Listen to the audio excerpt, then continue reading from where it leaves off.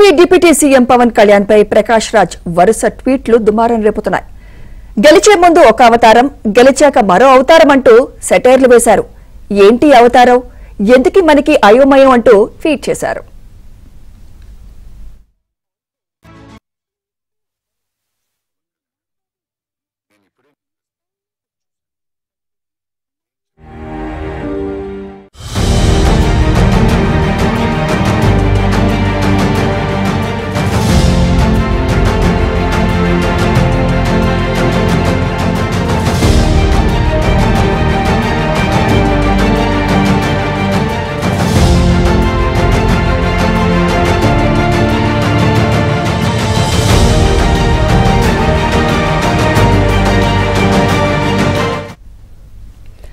AP deputy CM Pawan Kalyan పై ప్రకాష్ రాజ్ వరుస ట్వీట్ల దుమారం రేపుతున్నాయి.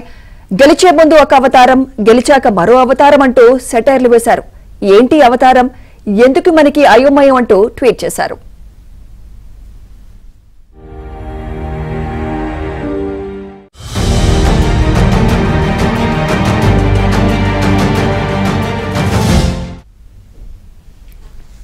ఈ ట్వీట్స్ పై మరింత సమాచారం మా ఫిల్మ్ కరెస్పాండెంట్ సుజన్ అందిస్తారు. సుజన్.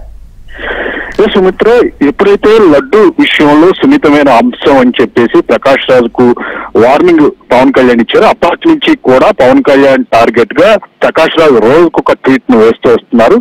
తను చెప్పిన విషయం అనేది పవన్ కళ్యాణ్ కి అర్థం కాలేదు, అర్థం చేసుకోవాలని చెప్పేసి తొలి రోజైనా మాట్లాడటం, అలాగే కార్తీ ఏదైతే సారీ చెప్పారో ఆ సారీ విషయంలో ఎందుకు ఫోర్స్ చేసి చెప్పించుకోవడం అని చెప్పేసి రెండో రోజు వేయటం జరిగింది. తాజాగా ఈ రోజు కూడా గెలిచేక ముందు గెలిచిన తర్వాత అంటూ కూడా పవన్ కళ్యాణ్ మరింత వ్యవస్థాపకంగా ఆయన తనదైన శైలిలో జస్ట్ ఆస్కింగ్ అంటూ కూడా మరొక ట్వీట్ వేయడం జరిగింది.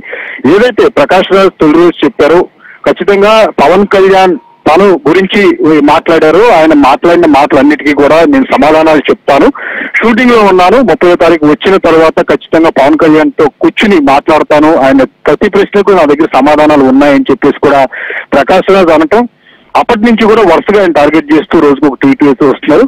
పవన్ అంటే తన ఉద్దేశించి పవన్ కళ్యాణ్ చేసిన వ్యాఖ్యలు చాలా పర్సనల్ గా ప్రకాష్ రాజ్ తీసుకుని ఆయన టార్గెట్ గా ఈ రకమైన ట్వీట్లు వేస్తున్నారని చెప్పేసి అంటారు. పవన్ ను విమర్శిస్తున్న ప్రకాష్ రాజ్ ను ఉద్దేశిస్తూ కూడా అది అభిమానులు సోషల్ మీడియా వేదికగా విమర్శలు సంధిస్తూ వస్తున్న క్రమంలో ప్రకాష్ రాజ్ మాత్రం తాను చెప్పాలనుకున్న విషయాన్ని విమర్శనాత్మకంగా తన ట్వీట్ రూపంలో వేస్తూనే ఉన్నారు, ఎక్కడ ఆగట్లేదు.